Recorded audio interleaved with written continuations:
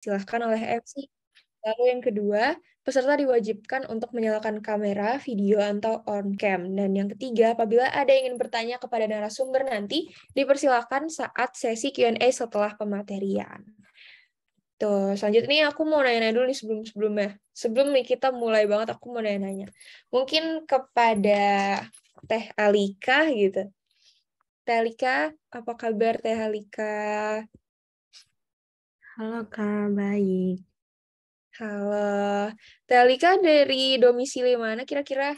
Aku di Bandung, Kak. Oh, di Bandung. Oke. Bandung tuh udah musim hujan gak sih? Iya, dari kemarin hujan terus, Kak, di sini. Oh, oke. Kira-kira kalau dari Teh Alika, semangatnya gimana nih untuk mengikuti workshop kali ini? Tanggapannya gimana? Dan apa yang dari Teh Alika expect di workshop kali ini? Semangat untuk acara ini pasti semangat banget ya, Kak. Paling kalau buat ekspektasinya tuh biar aku bisa dapat beberapa ilmu gitu sih dari acara ini, dari workshop ini gitu. Itu saja sih, Kak. Oke, aku juga sebenarnya. Makasih banyak ya, Teh Alika. Mungkin selanjutnya aku mau langsung nih ke sesi sambutan kepada Wakil Kepala Divisi Business Competition ini, kepada Teh Shirley, selaku Wakil Kepala Divisi Business Competition. Waktu dan layar dipersilahkan. Oke, terima kasih Miceng sebagai MC kita hari ini. Selamat siang teman-teman peserta semuanya dan selamat siang juga Kang Bayu sebagai pembicara kita hari ini.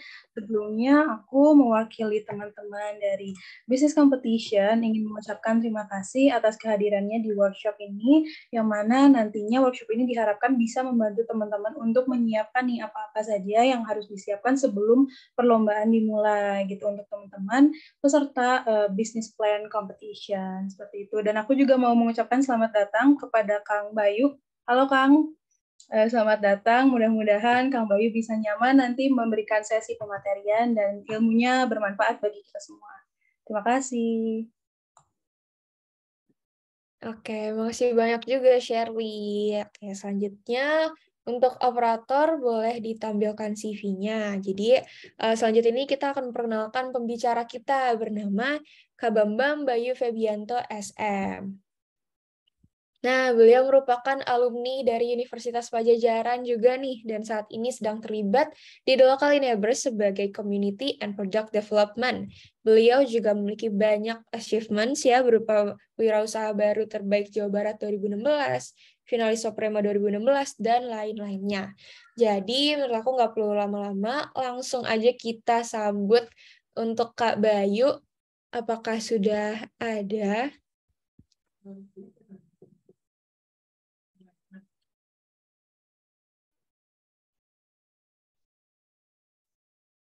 Oke, Kak Bayu, bagaimana kabarnya, Kak? Alhamdulillah baik. Oke, sehat, Kak? Ya, sehat. Halo, oke. Selanjutnya mungkin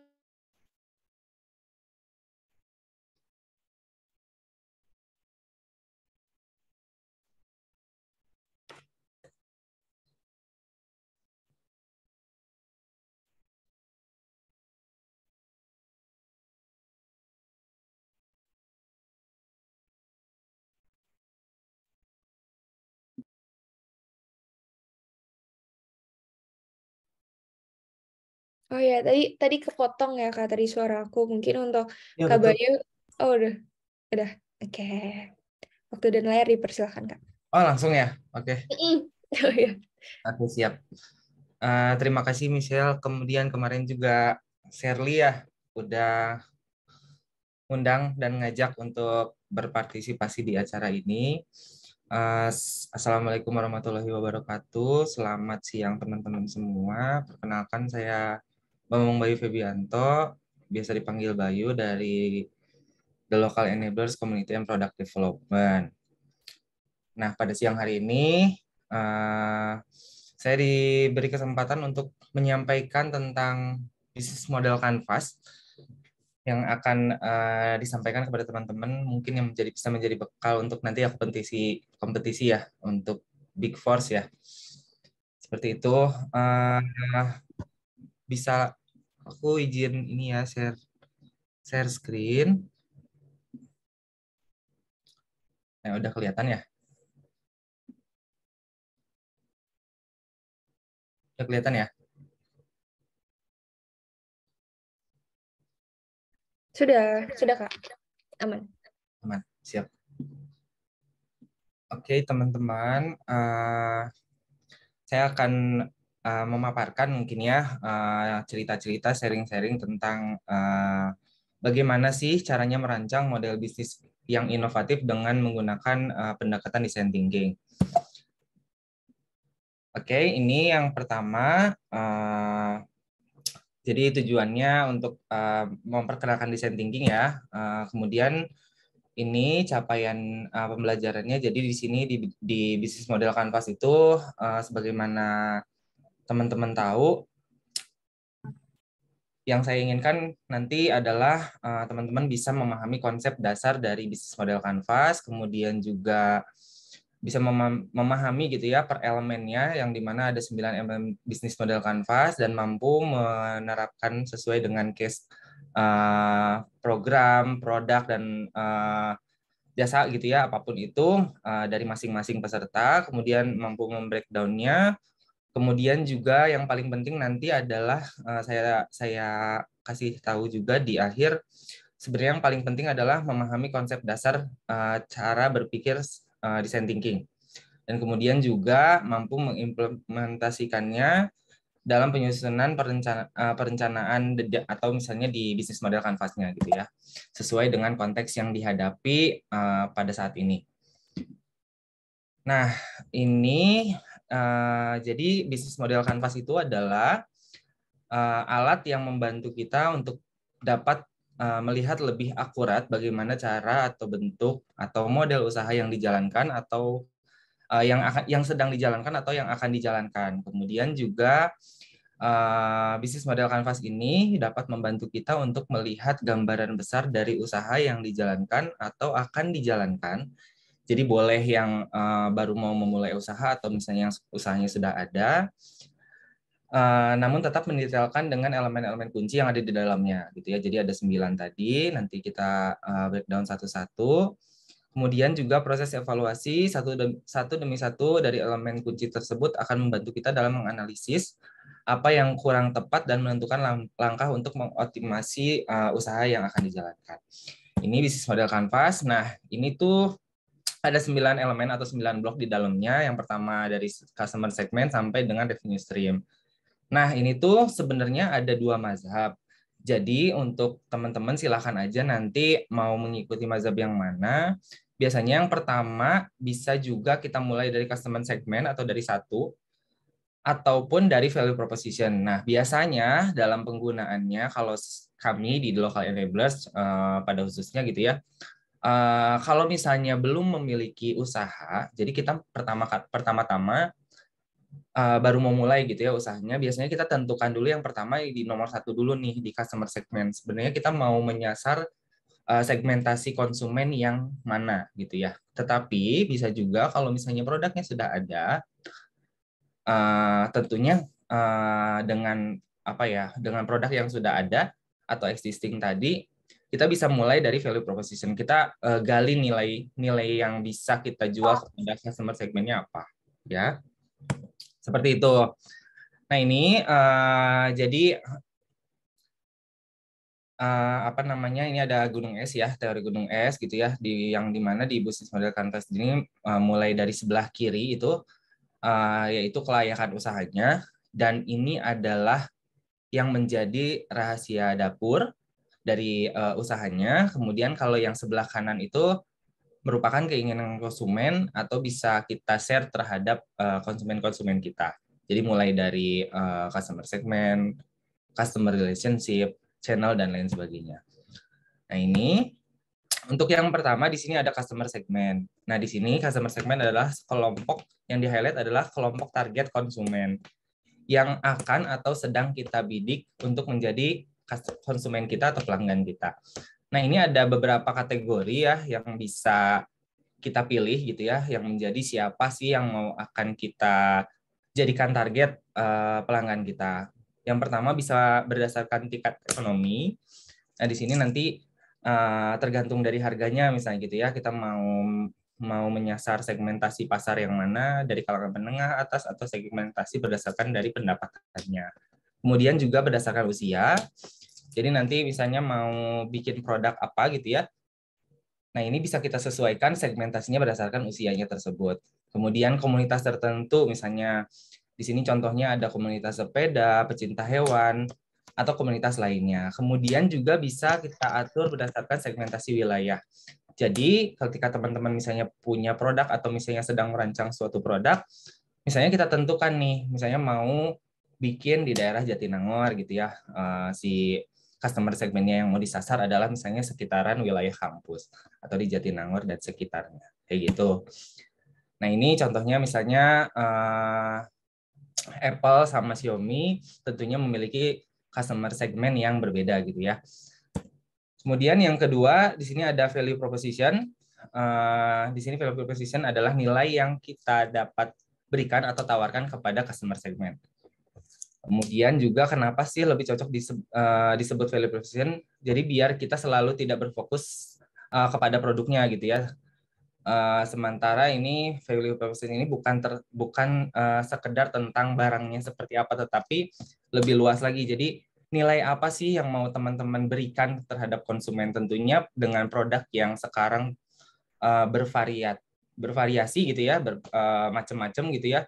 Dan ada kemungkinan besar untuk produk yang sama. Jadi di value proposition ini kita bisa menggali sebenarnya di dalam produk kita itu memiliki kelebihan atau daya tawar yang seperti apa sih yang membedakan dengan produk lain. Itu value proposition itu bisa kita ciptakan, bisa kita gali juga, kemudian kita bisa sisipkan di dalam produk kita gitu ya. Bisa dari touch terhadap konsumennya, bisa di dalam produknya gitu ya, itu bisa teman-teman gali gitu ya. Jadi value proposition ini bisa sekreatif mungkin diciptakan oleh si pemilik produk. Ini contohnya misalnya gitu ya, yang sesimpel misalnya tukang gorengan banyak kan, kemudian juga tukang sayur. Nah, gimana caranya mereka bisa mendekatkan diri terhadap si konsumennya, tentunya memiliki cara yang bermacam-macam. Kemudian yang selanjutnya ini customer relationship, yaitu cara untuk mendapatkan, menambah jumlah konsumen, dan untuk mempertahankan konsumen. Jadi bukan sekedar kita mencari konsumen baru, menambah konsumen baru, tetapi bagaimana caranya kita mempertahankan konsumen yang sudah pernah ada gitu ya, yang sudah pernah membeli. Ini yang susah gitu ya. Jadi gimana caranya kita bisa melakukan si customer relationship ini agar pelanggan-pelanggan kita tidak lari gitu ya kepada produk-produk yang setipe sama kita gitu ya. Nah, ini pandai-pandainya kita juga untuk gimana caranya merawat konsumen kita. Kemudian yang selanjutnya di sini ada channel. Di channel itu adalah cara yang digunakan untuk memberikan si value proposition tadi nilai yang sudah kita cari gitu ya terhadap produk kita. Misalnya kalau yang secara umum banget misalnya tanpa tambahan bahan pengawet, kemudian misalnya produknya alami dan lain sebagainya. Nah, ini bagaimana caranya kita menyampaikan si value proposition ini terhadap konsumen sehingga mereka tahu gitu ya, daya beda dari produk kita sama produk yang lain itu apa. Sehingga gimana caranya mereka mau membeli produk kita. Nah, ini channel juga bisa kita sebut bagaimana kita menyampaikan produk pada konsumen. Nah, di channel ini biasanya tuh tujuan akhirnya jadinya tuh nanti kalau zaman sekarang itu bisa secara online atau offline. Nah, nanti kita bisa gali produk yang sesuai sama kita itu, misalnya pemasaran secara digitalnya cocoknya melalui apa sih? Kalau makanan misalnya bisa melalui Shopee Food dan lain sebagainya gitu ya. Kalau misalnya produknya pakaian, kita bisa menyesuaikan platform-platform digital yang memang orang kenal, orang banyak cari baju di situ misalnya seperti itu. Jadi kita harus menyesuaikan, apalagi zaman sekarang misalnya TikTok Shop dan lain sebagainya. Juga kita jangan melupakan saluran distribusi atau channelnya secara offline-nya misalnya gitu. Kita mengikuti bazar-bazar, pameran-pameran dan lain sebagainya. Itu bisa kita lakukan keduanya secara bersamaan. Kemudian yang selanjutnya di sini ada key activities. Di sini adalah aktivitas kunci. Jadi biasanya di dalam usaha itu ada aktivitas-aktivitas kunci yang harus dilakukan untuk menghasilkan suatu produk. Nah, misalnya kalau di industri makanan, tentunya pastinya akan ada kegiatan produksi, kemudian setelah produksi gimana caranya kita menjualnya, yaitu dengan marketing. Kemudian biasanya gimana caranya si produk tersebut sampai ke tangan konsumen, yaitu dengan distribusi. Kemudian gimana caranya kita memasarkan si produknya dengan promosi dan lain sebagainya. Jadi ini bisa namanya juga key activities, jadi kunci ya, biasanya aktivitasnya tidak akan banyak, 4 atau 5 sesuai dengan kegiatan usaha yang dilakukan. Yang dimana kalau misalnya si key activities atau aktivitas-aktivitas tersebut tidak dilakukan, maka si produknya tidak akan jadi. Seperti itu.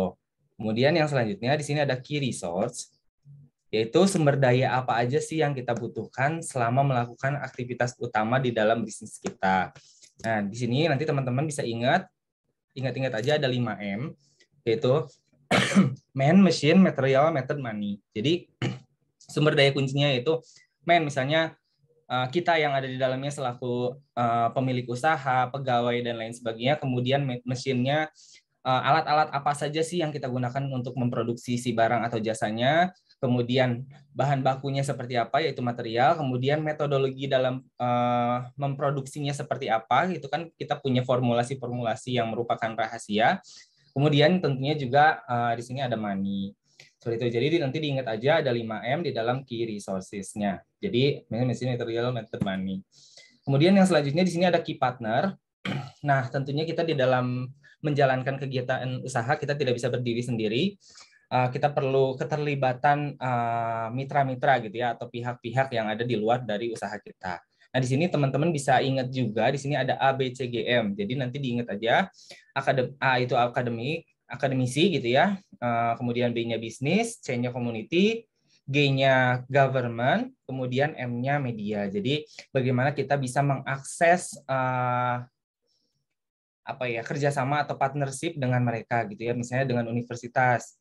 Kita perlu banget untuk mengakses partnership dengan universitas, misalnya dengan UNPAD gitu ya, yang dimana misalnya teman-teman punya usaha apa gitu ya, butuh buat penamaan produk, misalnya gitu di UNPAD itu ada Pak Kasno, ada dosen Fakultas Ilmu Budaya gitu ya, yang dimana dia adalah atau beliau adalah ahli dalam penamaan produk, yang dimana nama produk itu adalah bisa jadi doa dan lain sebagainya gitu, yang perlu kita sisipkan filosofi dari si produknya tersebut gitu ya. Ternyata ada nih di universitas gitu ya. Kemudian juga laboratorium kimia dan lain sebagainya, itu bisa teman-teman akses di perkuliahan atau misalnya di akademisi.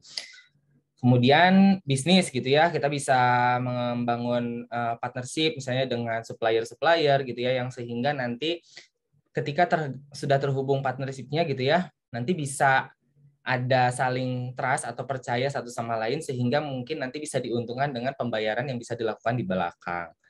Kemudian juga dengan komunitas, tentunya kita di dalam menjalankan kegiatan usaha perlu teman gitu ya, perlu teman untuk sama-sama maju. Nah, di sini juga kita perlu berkomunitas gitu ya. Kemudian sama pemerintahan tentunya. Nah, di sini nanti teman-teman bisa akses misalnya ke perizinan, kemudian workshop misalnya gitu ya, terkait dengan workshop produk dan lain sebagainya. Kemudian dengan media juga diuntungkan teman-teman nanti bisa di-up gitu ya, terkait dengan berita-berita produknya. Kayak gitu. Nah, kemudian yang selanjutnya ada cost structure. Di sini semua biaya yang dikeluarkan di dalam proses dalam menjalankan sebuah usaha, nanti di sini ditulis semua, mulai dari biaya operasional dan lain sebagainya ditulis di sini, biaya produksi, biaya marketing dan lain sebagainya. Ini bisa disesuaikan nanti biaya apa saja sih yang akan keluar sampai si produk tersebut jadi gitu ya, ke tangan konsumen misalnya, seperti itu. Ada biaya distribusi, marketing dan lain sebagainya. Nah, di sini yang terakhir juga ada revenue stream. Nah, di sini semua sumber pemasukan yang memungkinkan dari usaha yang dijalankan. Revenue stream ini mungkin kalau misalnya bagi usaha yang baru, tentunya bisa dari usaha dari penjualan si produk utamanya. Kemudian tapi nanti seiring dengan berjalannya usaha tersebut, misalnya usaha makin maju, nanti bisa si revenue stream ini dipikirkan kembali dan digali lagi, misalnya terkait dengan bahan bakunya, misalnya ada sisa, kemudian nanti terpikirkan untuk dijadikan barang lain, misalnya gitu. Itu bisa menjadi sumber-sumber pendapatan lain di luar dari usaha atau produk utamanya, kayak gitu. Jadi nanti ini bisa jadi banyak nih di revenue stream-nya. Gitu. Kemudian yang selanjutnya, nah di sini teman-teman juga saya ingin menyampaikan tentang bagaimana sih design thinking itu gitu ya. Nah, penting sekali bagi kita selaku pemilik usaha gitu ya yang menjalankan usaha atau misalnya di dalam yang kita bergerak di dalam usaha gitu ya, model bisnis ini sangat-sangat penting kita untuk memiliki pendekatan atau ya pemikiran di design thinking ini. Nah, apa sih design thinking itu? Nah, kita sadar gitu ya kalau misalnya di design thinking ini nanti pendekatannya adalah kita merujuk ke si produk yang kita sedang jalankan misalnya seperti itu. Nah, di design thinking ini kita didorong gitu ya untuk memiliki mindset gitu ya, mindset yang apa ya namanya tuh, pendekatan-pendekatan yang bisa ngeh gitu ya sama inovasi-inovasi yang perlu kita lakukan karena memang dunia ini selalu berubah gitu ya, karena memang kebutuhan manusia itu akan selalu berubah gitu ya, bertambah dan lain sebagainya. Jadi tentunya teman-teman hidup sekarang itu di era digital tsunami gitu ya, bukan di era tradisional lagi gitu, yang dimana semuanya itu sekarang itu ada variety gitu ya, perubahan yang terjadi begitu cepat, kemudian complexity. Jadi banyak sekarang di eranya globalisasi gitu ya, banjir informasi, kemudian uncertainty, kemudian ini ya perbedaan perspektif dan sudut pandang yang menyulitkan interpretasi, kemudian ambiguity gitu ya, tidak pasti gitu ya. Sekarang banyaknya ketidakpastian, kemudian kebutuhan manusia atau kebutuhan dari konsumen yang terus mudah untuk berubah gitu ya, yang membuat kita selaku pemilik usaha harus bisa menyesuaikan atau memiliki inovasi. Ini juga ya ada the golden circle gitu ya. Jadi sekarang itu banyaknya muncul model bisnis baru gitu ya, kemudian juga teknologi baru yang dapat dan banyak menggantikan teknologi yang lama sehingga kita perlu untuk berinovasi, kemudian juga kebutuhan akan keterampilan dan cara baru dalam bekerja, kemudian bentuk organisasi yang dituntut gitu ya, kita sebagai pemilik usaha dan yang kita sebut sebagai organisasi dituntut untuk kita dapat adaptif gitu ya. Jadi cepat untuk berubah, agile dan lain sebagainya untuk menghadapi perubahan-perubahan yang terjadi dengan sangat cepat gitu ya. Nah, di sini apa sih yang harus kita lakukan untuk menyiasati hal-hal tersebut?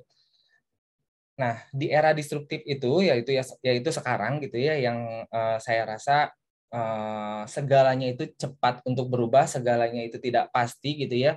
Menuntut kita sebagai pemilik usaha atau organisasi kita membutuhkan inisiatif untuk dapat bertahan dan bersaing gitu ya. Nah, apa yang bisa kita lakukan? Untuk yang pertama, misalnya melakukan inovasi proses gitu ya. Jadi gimana caranya kita dengan produk yang sedang kita pegang gitu ya, sedang yang kita lakukan gitu ya, produk yang kita miliki, gimana caranya kita bisa memikirkan untuk melakukan inovasi dengan cepat gitu ya. Nanti kira-kira udah seperti ini, kalau misalnya kita lihat gitu ya, udah mulai tidak laku nih, berarti kita harus melakukan inovasi ini. Bisa dengan pivot, atau misalnya kita melakukan inovasi sesuai dengan yang keinginan konsumen mau seperti apa gitu ya.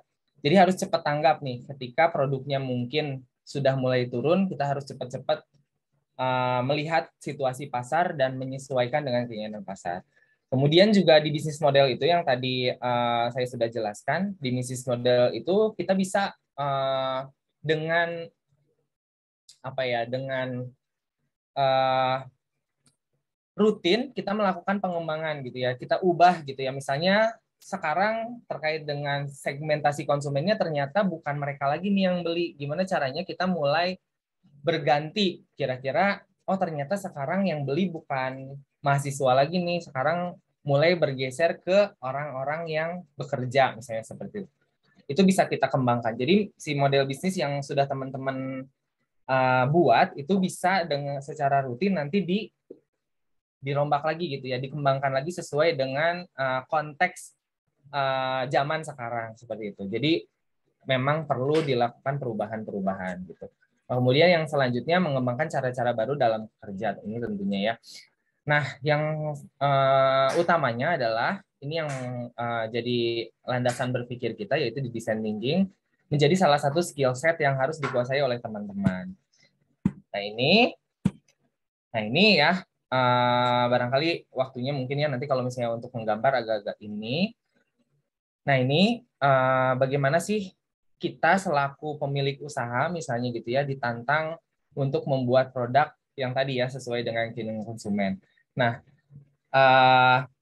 di design thinking ini kita bisa lihat di sini ya, teman-teman juga bisa pahami. Design thinking ini adalah sebuah cara berpikir yang berfokus kepada bagaimana sih caranya kita menjawab permasalahan dan kebutuhan target atau user dengan menggali berbagai macam ide alternatif atau strategi dan solusinya, gitu ya. Nah, ini untuk yang di design thinking ini, dengan menggunakan design thinking, nanti akan memacu teman-teman untuk dapat melakukan ini gitu ya. Untuk yang pertama nih, berfokus kepada membuat produk yang sesuai dengan keinginan konsumen gitu ya. Jadi nanti teman-teman perlu banget untuk memahami pendekatan design thinking ini dulu gitu ya, sebelum teman-teman misalnya merumuskan usaha apa yang akan dibuat gitu, ataupun apabila sudah terlanjur usahanya sudah ada, ini tidak apa-apa. Jadi nanti gimana caranya teman-teman retrospektif gitu ya, kira-kira produk yang udah ada ini sesuai dengan keinginan konsumen atau belum gitu ya. Ataupun ini bisa menjadi bekal teman-teman ketika nanti akan membuat produk yang baru lagi misalnya seperti itu. Nah, ini yang pertama berfokus kepada penggunanya gitu ya. Gimana caranya di dalam design thinking ini teman-teman kalau misalnya mau buat produk, kita cari dulu nih kebutuhan konsumennya apa, kemudian baru membuat produk. Jangan membuat produk dulu, kemudian kira-kira kita validasi produknya dibutuhkan enggak oleh konsumen. Nah, kemudian yang kedua, memacu pengembangan usaha yang inovatif dan adaptif karena memadukan antara kreativitas dan analisis. Kemudian yang selanjutnya, pendekatan learning by doing atau eksperimental. Jadi design thinking ini nggak apa-apa salah gitu ya. Yang penting teman-teman bisa belajar dari kesalahan tersebut. Jadi di design thinking ini memang nggak apa-apa kita untuk melakukan kesalahan-kesalahan, tetapi gimana caranya kita belajar untuk lebih baik dari kesalahan tersebut. Jangan diulangi lagi gitu ya. Kemudian melihat kesalahan atau kegagalan tersebut sebagai jalan terbaik untuk belajar. Nah, ini yang tadi. Kemudian ini terus memperbaiki pendekatan marketing lebih memudahkan pelanggan gitu ya.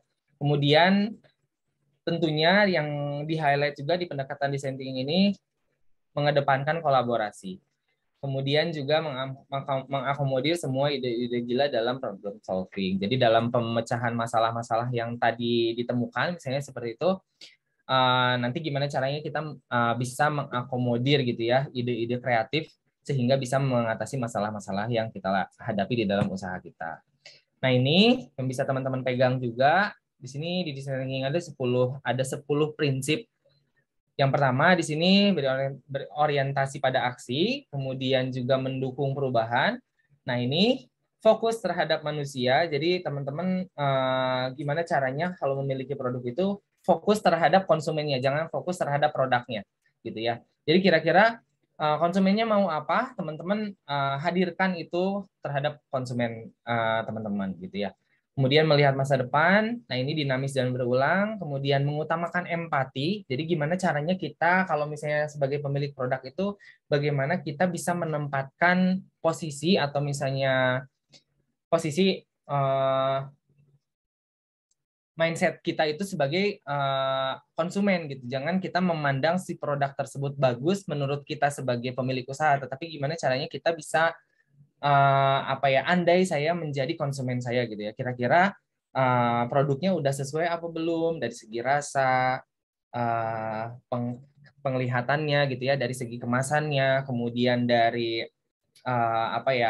rasa dan lain sebagainya. Jadi nanti gimana caranya kita bisa menempatkan diri gitu ya sebagai konsumen kita gitu, sehingga kita tidak memandang si produk itu bagus dan layak dari sisi kita sebagai pemilik usaha. Nah, kemudian yang selanjutnya mengurangi risiko, kemudian berbagi makna, mengandalkan proses yang dapat diadaptasi, kemudian kombinasi logika dan kreativitas. Nah, ini yang teman-teman perlu pegang dari dari semua yang banyak tadi di dalam design thinking itu, yang teman-teman perlu ingat 3 ini aja gitu ya. elemen kunci di dalam design thinking. Yang pertama, fokus pada manusia, kemudian eksperimental. Eksperimental itu yang tadi ya berulang. Di design thinking ini memang ditanamkan untuk kita melakukan percobaan-percobaan, sehingga yang terakhir kita perlu melakukan pengulangan-pengulangan agar bisa mendapatkan hasil atau produk yang benar-benar sesuai dengan keinginan konsumen atau market fit ya. Gitu. Nah, ini untuk yang pertama. Yang pertama tadi fokus terhadap manusia. Design thinking dimulai dengan empati. Nah, ini teman-teman kalau kita mau jadi pengusaha gitu ya, harus punya rasa empati. Nah, bedanya empati sama simpati itu kalau misalnya orang jatuh lah ya, orang jatuh kita mau nolong gitu ya. Kalau misalnya simpati cuma bilang kasihan doang lah istilahnya kayak gitu. Nah, dengan empati kita bisa menempatkan diri kita sebagai konsumen gitu. Gimana caranya kita bisa bertukar tempat gitu ya, atau misalnya kita bisa andai saya menjadi konsumen saya itu kira-kira produknya udah sesuai apa belum gitu ya. Nah, ini jadi nanti perlu empati yang benar-benar baik gitu ya sebagai pemilik usaha. Karena empati ini adalah kunci kemampuan untuk mengerti atau merasakan apa yang orang lain rasakan. Jadi ini kuncinya di sini ya, fokus terhadap manusia. Jadi kira-kira udah sesuai belum, produknya udah enak atau belum, jangan enak menurut kita gitu ya, tetapi enak menurut konsumen. Nah, itu perlu dilakukan validasi tentunya. Nah, ini eksperimental di design thinking ini mengajarkan kita bahwa tidak apa-apa kalau gagal, namun dari kegagalan tersebut kita bisa mendapatkan pelajaran atau masukan untuk menyempurnakan ide atau produk kita yang tadi sudah salah-salah tersebut gitu ya. Jadi nggak apa-apa coba-coba dulu. Misalnya kalau kita mau membuat produk, nggak apa-apa gitu ya, kita memulai dengan formulasi yang awal, kemudian gimana caranya mungkin seiring dengan berjalannya usaha kita, nanti pastinya kita sudah oper kepada konsumen, nanti pasti ada masukan-masukan atau ada kritikan-kritikan. Nah, yang dimana kritikan itu bisa kita gunakan sebagai pembelajaran atau masukan untuk menyempurnakan si produk kita. Jadi, kalau misalnya jadi pengusaha atau misalnya pemilik produk nggak boleh baper ya. Jadi, kalau misalnya ada masukan dari konsumen, kita pilih nih mana yang bisa kita ambil sebagai masukan untuk memperbaiki si produk kita. Jadi, eksperimental ya namanya juga. Kemudian ini berulang, produk yang bagus tidak bisa dihasilkan satu kali tentunya. Nah, ini tadi ya dari eksperimental tadi. Kemudian dari hasil banyak uji coba tersebut sehingga kita bisa menghasilkan produk yang benar-benar sesuai sama keinginan konsumen. Nah, tentunya ini perlu dilakukan eksperimental tadi gitu ya. Jadi teman-teman perlu pegang ini aja, fokus pada manusia, eksperimental dan berulang. Seperti itu. Nah, ini juga problem solving prosesnya gitu ya.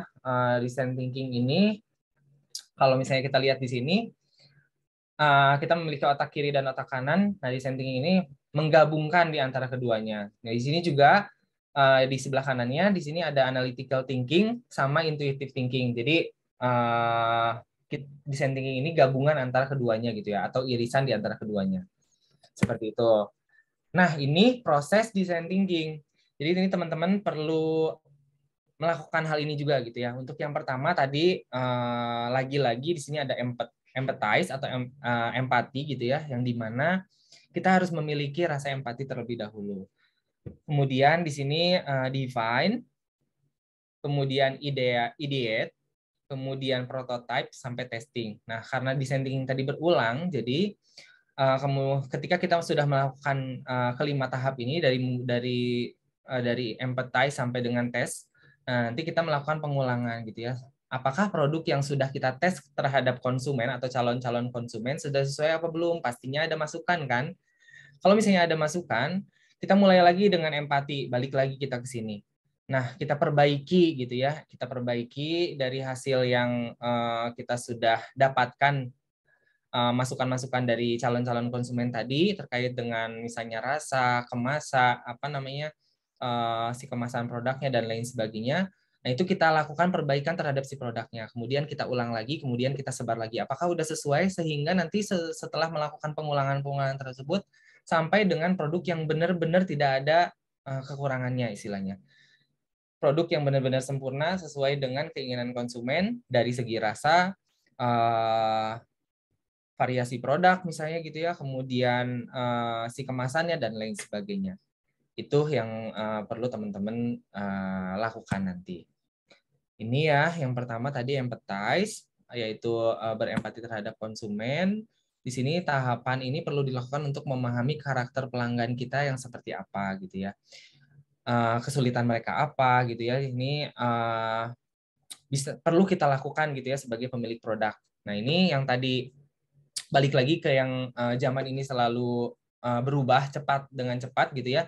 Ini perlu kita memiliki rasa empati gitu ya. Gimana caranya kita bisa turun ke kita main-main gitu ya. Kita lihat sekarang itu kalau pengusaha atau misalnya pemilik produk itu harus banyak main ya. Kira-kira di Bandung ini misalnya atau di Jatinangor ini saat ini kegemarannya konsumen itu apa sih gitu ya. Yang lagi hype, yang lagi orang cari itu apa ya. Nah, itu kita harus banyak cari tahu gitu ya. Ketika kita sesuaikan dengan usaha yang kita jalankan, sehingga kita bisa tahu gitu nih nanti menyesuaikan dengan cepat produk kita itu apakah masih sesuai nih sama keinginan konsumen. Kalau misalnya enggak, apa yang perlu kita lakukan untuk bisa istilahnya mengakomodir keinginan konsumen tersebut. Nah, kemudian yang selanjutnya untuk memahami ini diperlukan pendekatan personal agar bisa mengenal lebih dalam siapa konsumen kita gitu ya. Jadi banyak-banyak interaksi sama konsumen, ditanya terus misalnya dengan customer relationship tadi ya, kita gimana caranya kita merawat konsumen dengan cara misalnya kita kalau misalnya dia udah menjadi langganan produk kita tanya nih kurangnya apa, rasanya masih sama atau enggak. Banyak-banyak ngobrol sama konsumen-konsumen kita. Kemudian ini juga asah empatimu dengan selalu bertanya kenapa gitu ya, dalam melihat suatu perilaku konsumen. Kemudian juga tools yang bisa digunakan untuk memahami perilaku konsumen adalah dengan menggunakan persona canvas atau customer journey mapping gitu ya. Nah, ini bagaimana sih caranya untuk berempati? Ini yang pertama observe, yaitu amati. Kemudian engage, yaitu kita terlibat di dalam di dalam usahanya tentunya ya.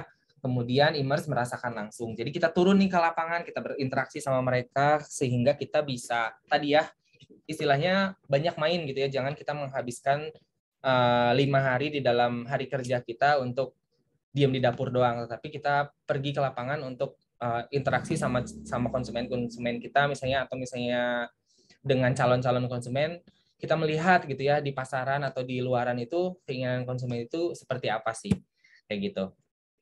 Ini juga salah satu yang bisa teman-teman lihat untuk gimana caranya nanti teman-teman bisa paham itu, bisa lebih paham dissenting itu seperti apa.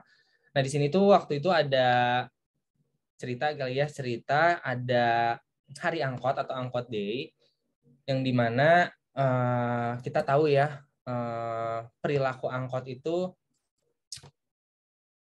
banyak banget yang negatif gitu ya, misalnya berhenti sembarangan, kemudian juga ugal-ugalan dan lain sebagainya. Nah, ternyata kalau kita lebih dalam gitu ya, kita lebih menggunakan empati kita terhadap super angkot ini, kenapa sih dia bisa melakukan hal-hal seperti itu, ugal-ugalan, berhenti dengan dengan cepat gitu ya, berhenti seenaknya, kemudian berhenti di tengah jalan. Oh, ternyata si angkot ini memang kalau kita bisa lebih berempati terhadap mereka itu melihat penumpang-penumpangnya mereka ini adalah uang gitu ya. Jadi gimana caranya si angkot ini karena memang dikejar setoran, kalau misalnya melihat calon-calon penumpang, dia pasti akan berhenti sesuai sama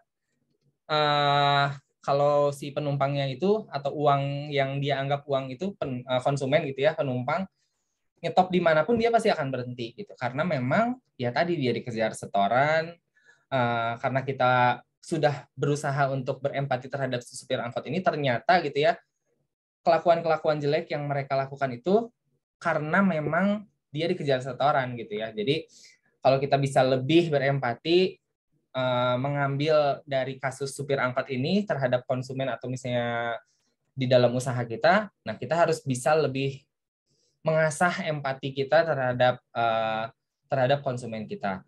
Jadi pandai-pandai kita mencari tahu apa yang mereka inginkan saat ini, kayak gitu.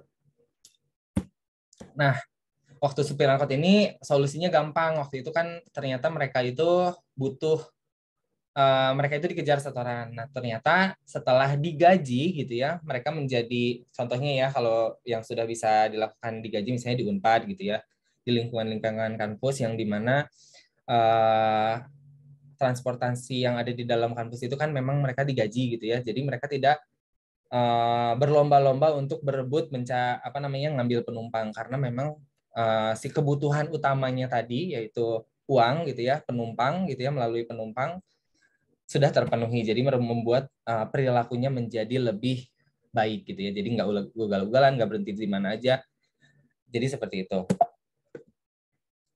Oke, selanjutnya, nah ini juga nanti teman-teman perlu pahami siapa sih yang menjadi konsumen teman-teman nanti, misalnya gitu ya, baby boomer kah? Ini ada generasi-generasinya ya.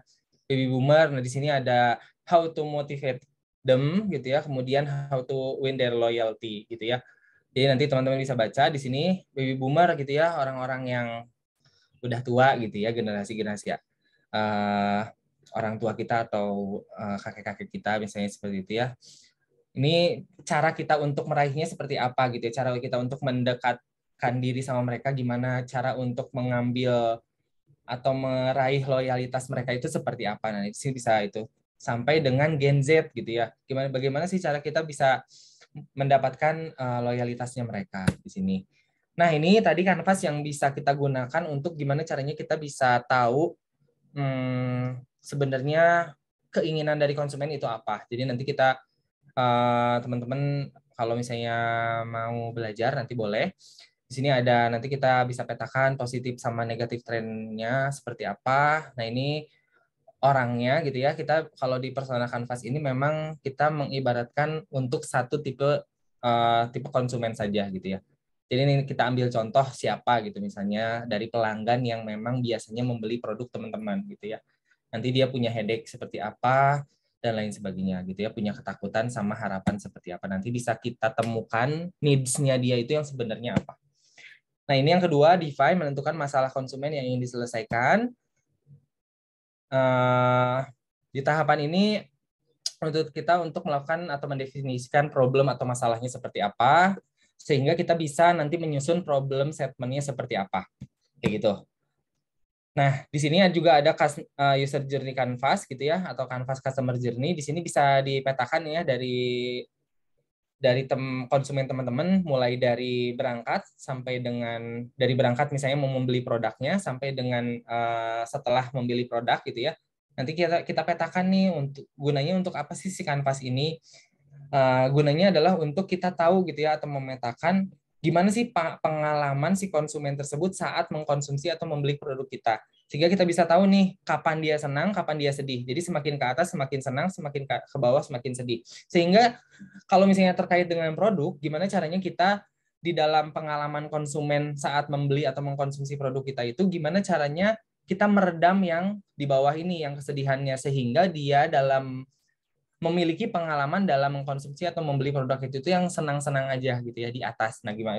Ini gunanya adalah untuk memetakan tadi, tidak apa-apa di dalam pengalaman saat ini misalnya ada banyak kesedihan di dalam membeli atau mau datang ke tempat kita misalnya kayak gitu untuk membeli produk.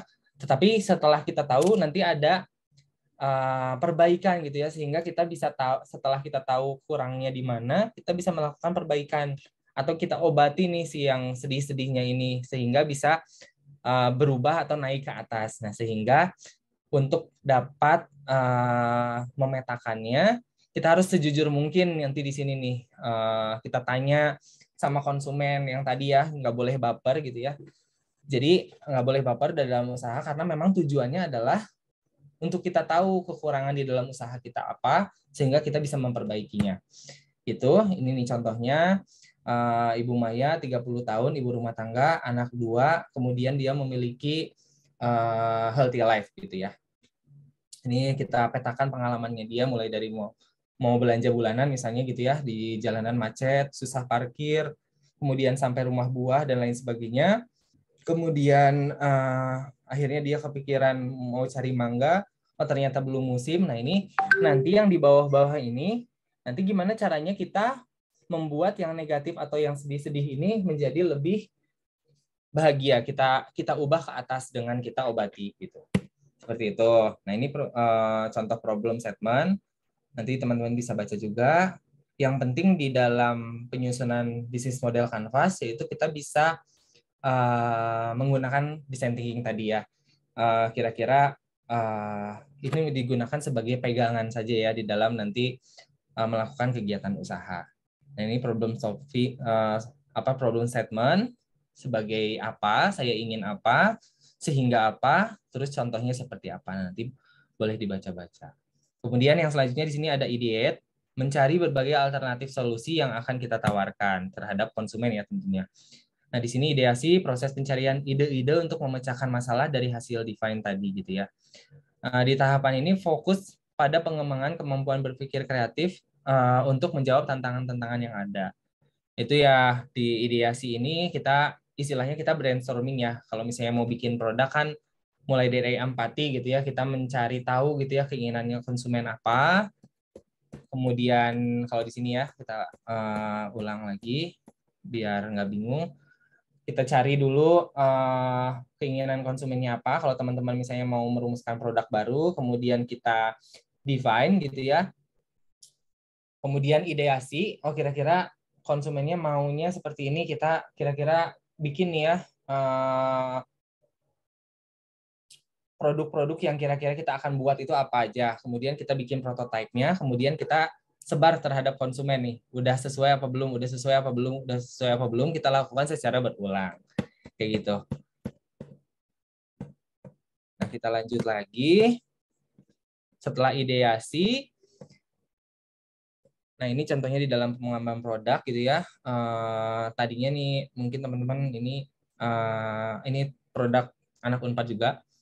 Ada Fruity Fest, yaitu mangga yang di dehydrate, mangga yang dikeringkan menjadi bentuk lempengan-lempengan gitu kayak nori. Namanya Fruity Fest. Ini value proposition canvas. Nah, ini yang selanjutnya setelah itu teman-teman tahap 4-nya itu prototype dan dites. Uji coba produk atau jasa baru hasil perumusan solusi tadi tester gitu ya. Nah, di tahap ini adalah tahapan eksekusi ide menjadi suatu rancangan yang bisa diperkenalkan gitu ya atau menjadi tester gitu ya. Prototype ini kita bisa sebarkan atau misalnya kita sebarkan terhadap calon-calon konsumen atau misalnya yang ada aja gitu ya. Misalnya nanti kita cari tahu gitu ya feedbacknya seperti apa setelah mereka mencoba. Udah sesuai apa belum? Dari segi rasanya, dari segi kemasannya, dan lain sebagainya. Nah, di prinsip di prototype ini, build to think, test to learn gitu ya. Jadi, gunanya adalah untuk melakukan perbaikan lah istilahnya seperti itu. Oke, nah ini barangkali bisa teman-teman lihat ya. Ini ada video.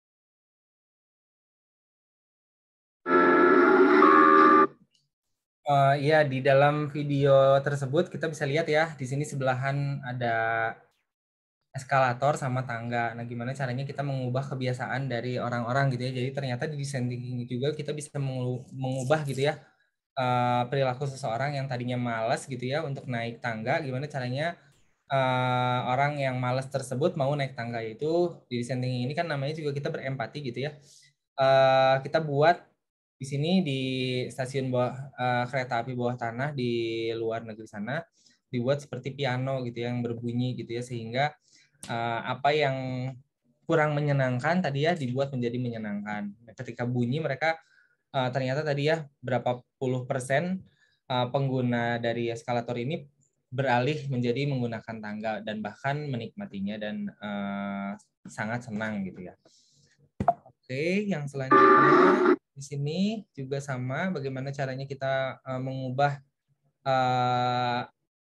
apa ya namanya itu orang yang males buang sampah ke tempat sampah menjadi mau buang sampah ke tempat sampah gitu ya.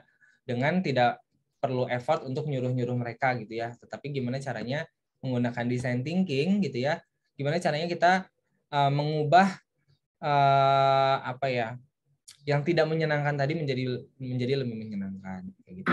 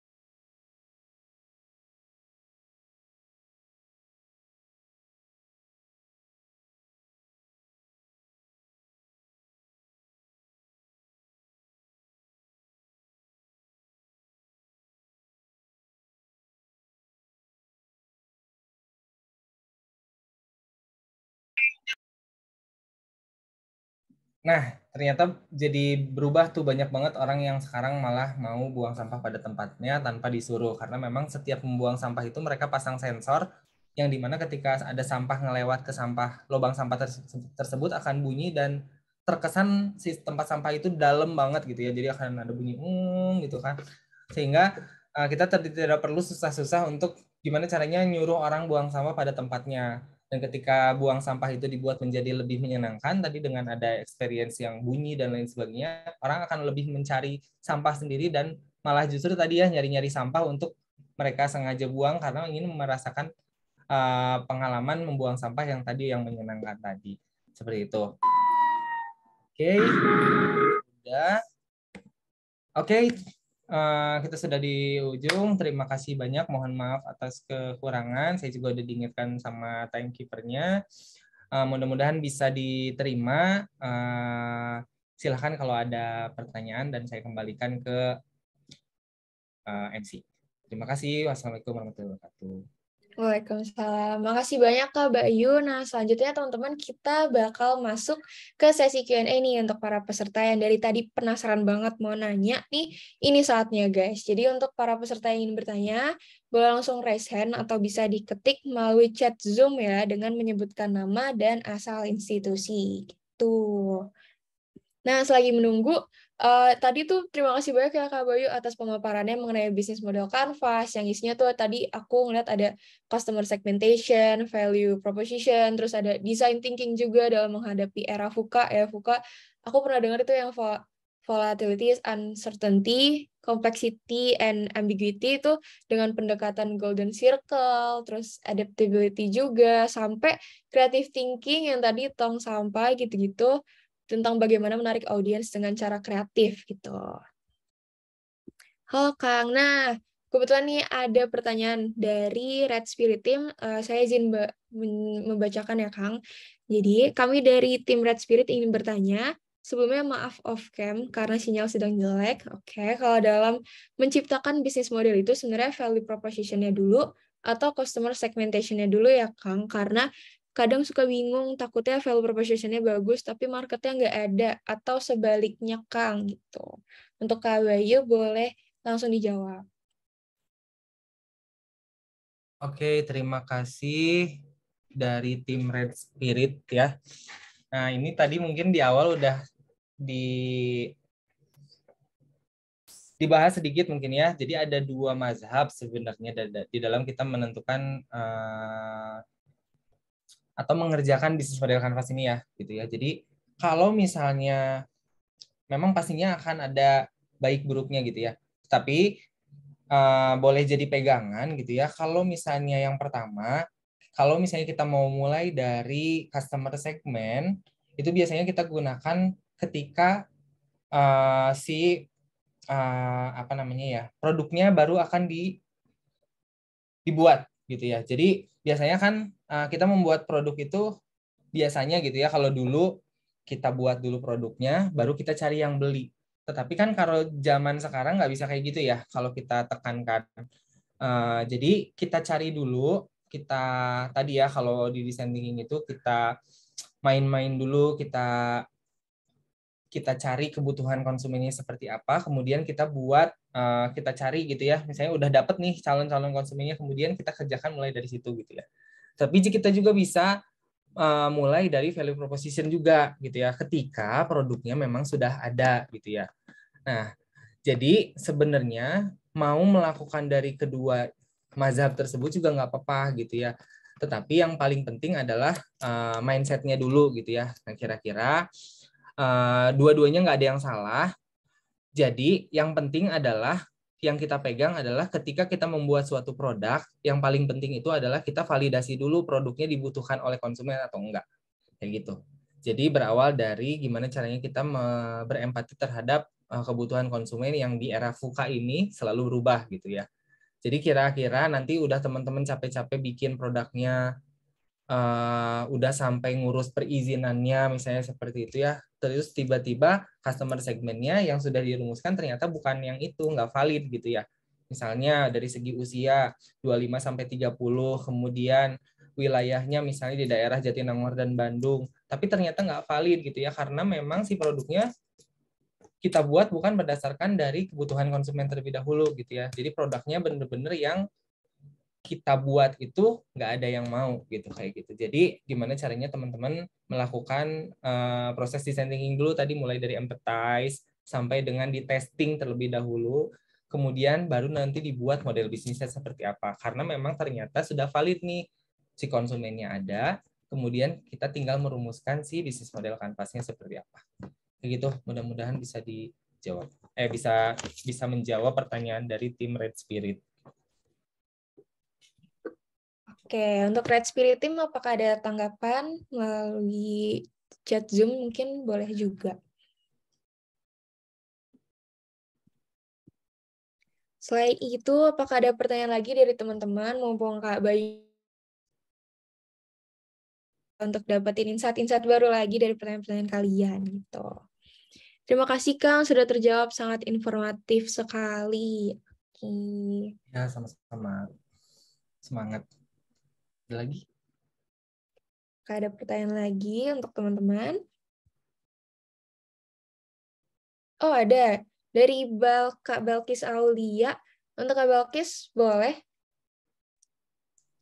Oke, terima kasih Kak Michelle untuk kesempatannya. Sebelumnya saya izin untuk off cam dikarenakan di sini suasananya sedang hektik. Izin bertanya, Kang, untuk bedanya penggunaan BMC dengan design thinking itu di saat-saat seperti apa ya, Kang? Karena sepertinya ada beberapa bagian-bagian framework yang beririsan seperti itu, Kang. Iya. Terima kasih. Sama-sama Balkis Aulia. Jadi sebenarnya kalau design thinking itu mindset-nya. Kalau tools-nya BMC-nya gitu. Jadi sebelum kita merumuskan bisnis model kanvasnya, kita perlu untuk memiliki mindset design thinking itu. Design thinking itu kan bagaimana caranya kita menggunakan empati gitu ya. Kita lebih memiliki empati gitu ya, karena memang mindset tersebut kita perlu miliki gitu ya di dalam kita sebagai pemilik usaha ataupun enggak gitu ya.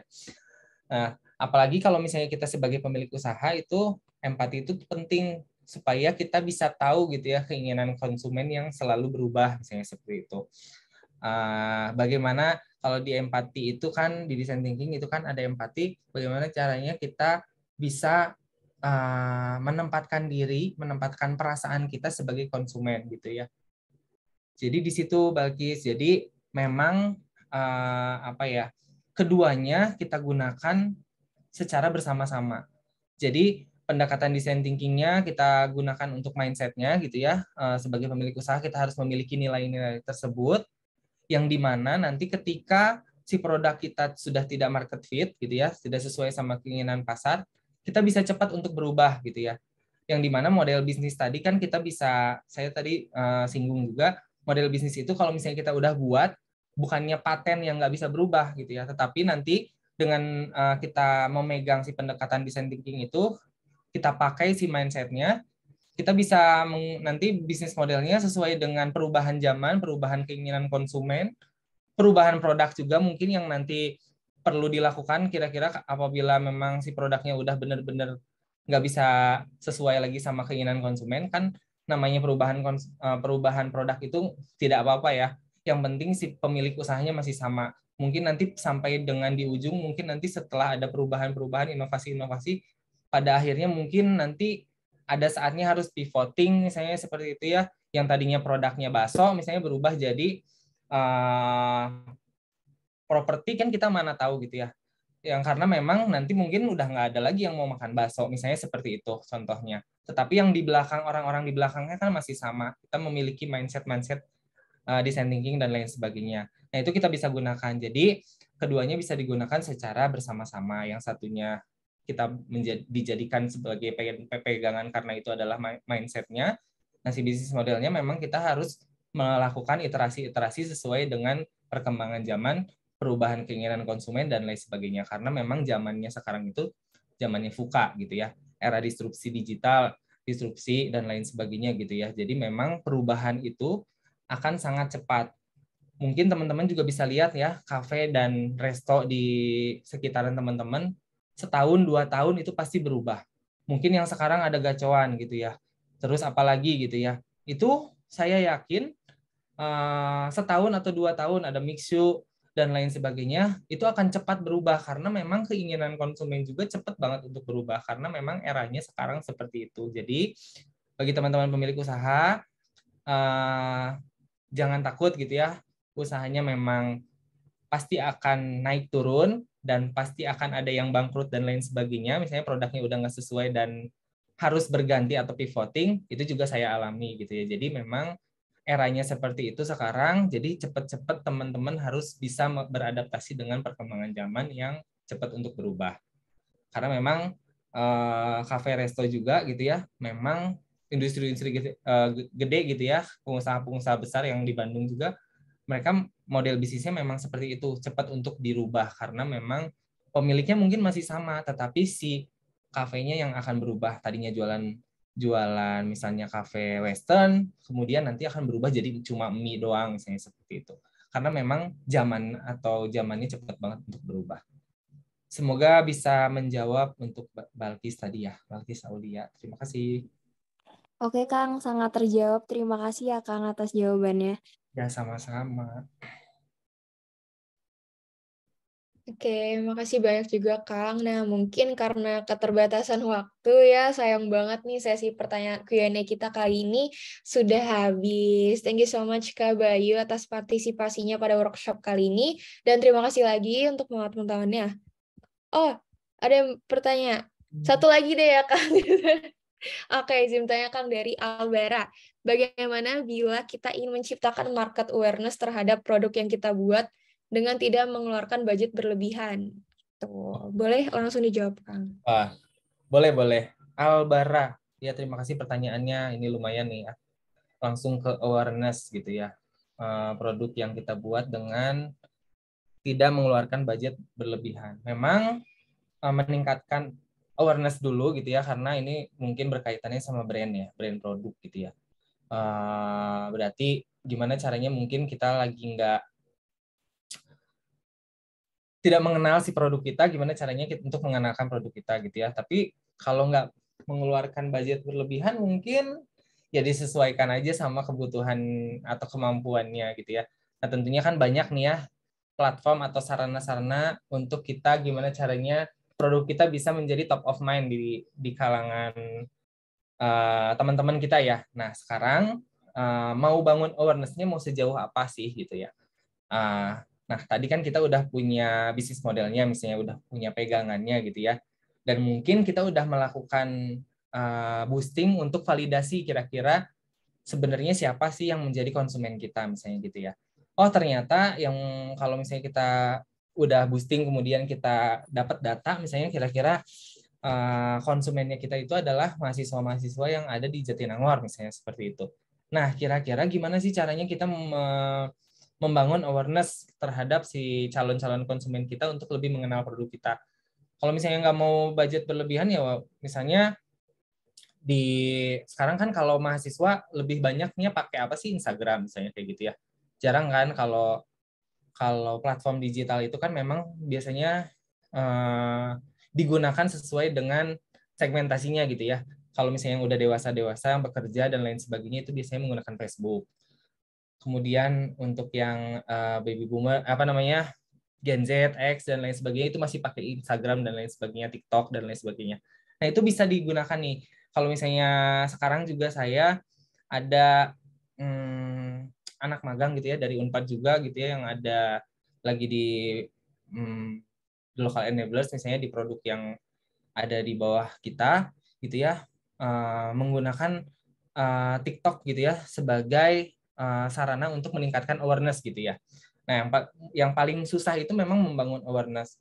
Nah, gimana caranya dengan menggunakan TikTok gitu ya, untuk meraih segmen pasar yang ada di TikTok tentunya ya, yang kebanyakan mungkin di anak-anak muda nih ya, di teman-teman semuanya. Nah, gimana caranya mungkin di situ bisa digunakan tanpa berbayar dulu misalnya kayak gitu. Gimana caranya kalau di TikTok itu kan sekarang udah berbayar juga ya sama kayak Facebook Ads, Instagram Ads dan lain sebagainya. Ada menu-menu berbayarnya gitu ya untuk gimana caranya kita mau ada di beranda-beranda orang gitu ya, sehingga nanti awareness-nya dapat. Nah, ini bisa juga kita gunakan tuh nanti ternyata efektif juga nih kalau misalnya segmentasi pasarnya kita adalah generasi-generasi yang baru tadi. Tapi kalau misalnya mau ternyata segmen pasarnya kita itu adalah orang-orang tua, orang-orang yang sudah bekerja, barangkali nanti bisa di boostingnya misalnya menggunakan fanpage di Facebook misalnya kayak gitu. Jadi nanti ada biaya-biaya untuk ngeboostingnya mungkin sesuai dengan kemampuan teman-teman dulu aja. Nah, barangkali secara kalau misalnya offline-nya mungkin ya kalau mau menggunakan media kampus gitu ya untuk ngenalin ya mangga gitu ya, boleh-boleh aja gitu ya. Nyebar produknya gitu ya. Nah, tapi kalau zaman sekarang kan kita memang didorong untuk melakukan semuanya serba digital gitu ya. Nah, gimana teman-teman juga nanti Albara bisa melakukan si market awareness-nya melalui misalnya platform-platform yang sesuai sama segmentasi yang dituju tadi gitu ya. Jadi nanti kalau mengenai budget bisa disesuaikan sih sebenarnya kayak gitu. Mungkin itu mudah-mudahan bisa dijawab. Mungkin lebih kepada kegunaan kita. Oh ya, punya produk maksudnya Kang. Mungkin lebih kepada kegunaan kita sebagai pemilik produk gitu ya. Gitu maksudnya.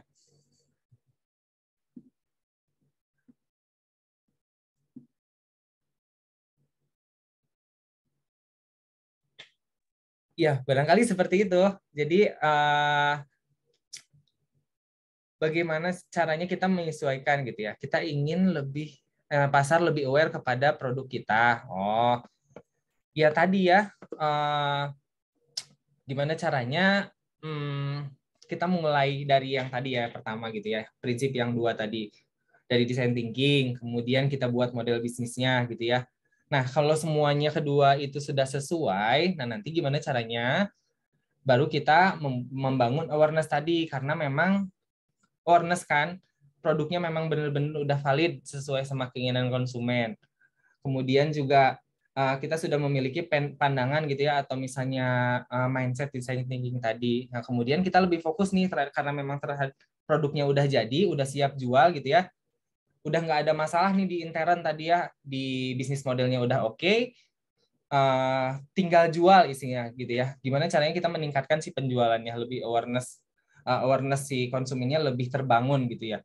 Ya tentunya ini bisa dilakukan secara bersama-sama sih sebenarnya. Jadi gimana caranya melakukan awareness melalui platform-platform tadi, ya tentunya pastinya akan berbayar. Jadi nanti tinggal disesuaikan aja sih sama kemampuan dari teman-teman. Nah, tentunya pastinya di dalam bisnis model tadi kan sudah dianggarkan kan, produknya nih misalnya udah terjual misalnya sesuai dengan target, misalnya seminggu berapa gitu ya, kemudian nanti ditingkatkan lagi. Ini memang pasti jadi jawaban yang panjang, karena memang tools-nya juga yang akan kita gunakan bukan hanya bisnis model nanti, ini udah nyentuh ke digital nanti misalnya seperti itu.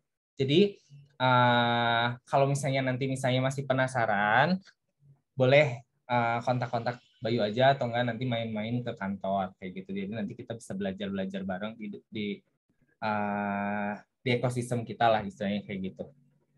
Itu karena memang pasti ini bakalan panjang banget kalau misalnya kamu udah lebih bahas-bahas ke awareness dan lain sebagainya.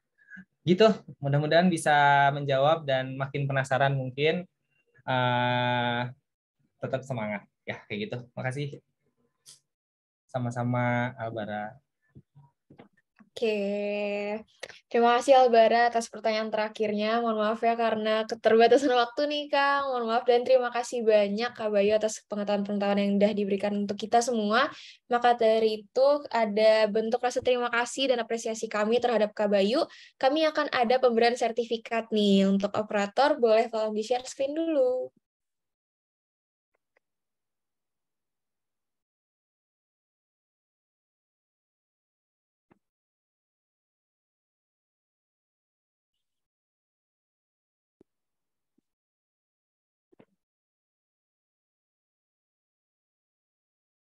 Oke, mungkin ada sedikit kendala ya untuk operator. Boleh, mohon maaf, ditunggu sebentar ya, Kang.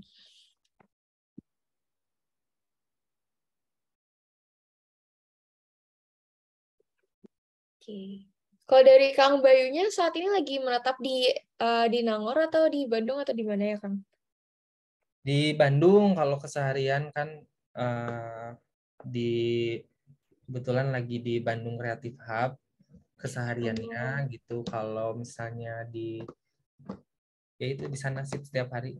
Kalau nggak di local enablers di Ciulan, tapi kalau community and product development sekarang karena memang lagi sama Disputpar, kita lagi aktivasi 30 kecamatan di namanya programnya Co-working Space Kota Bandung. Jadi kita memang lagi kerjasama sama Disputpar. Jadi untuk sampai tahun depan kita masih dikurung di Bandung Creative Hub gitu. Oh, dikurung ya. Iya. Menetap gitu.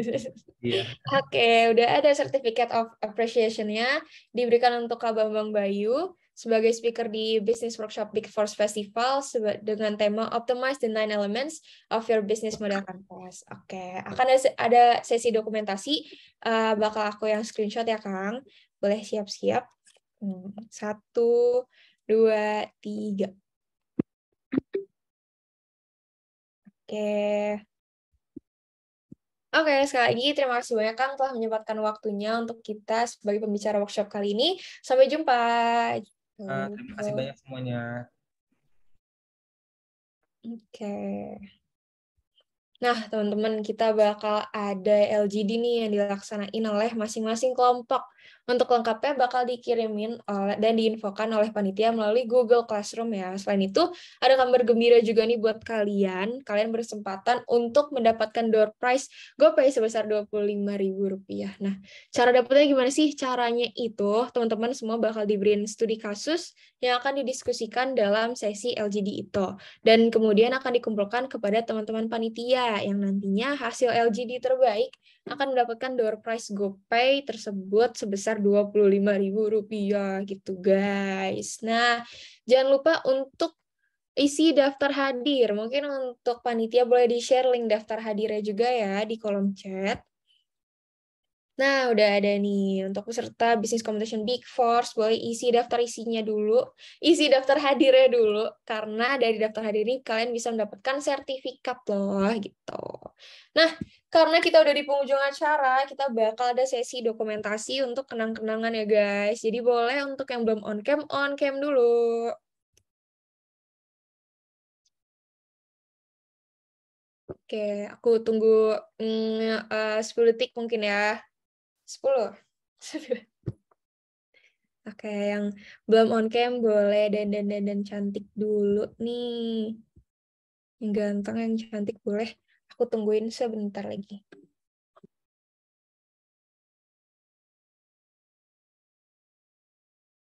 Oke, aku mulai aja ya sesinya. Sebentar. 1, 2, 3. Oke. Slide kedua. 1, 2, 3. Nah, terima kasih banyak teman-teman semuanya telah menyempatkan waktunya untuk hadir di workshop kali ini. Sekian dari aku dan kami selaku panitia. Mohon maaf apabila ada salah kata maupun perbuatan. Sekali lagi makasih banyak ya guys sudah menyempatkan waktunya sampai akhir acara. Sampai jumpa lagi.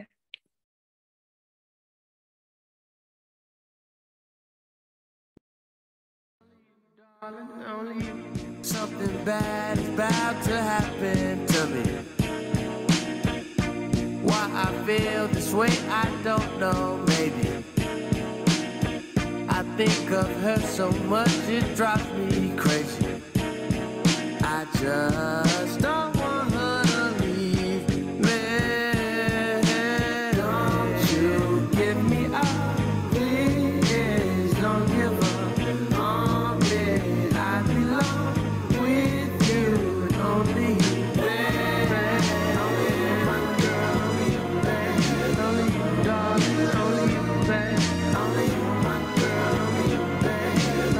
Darling, only you.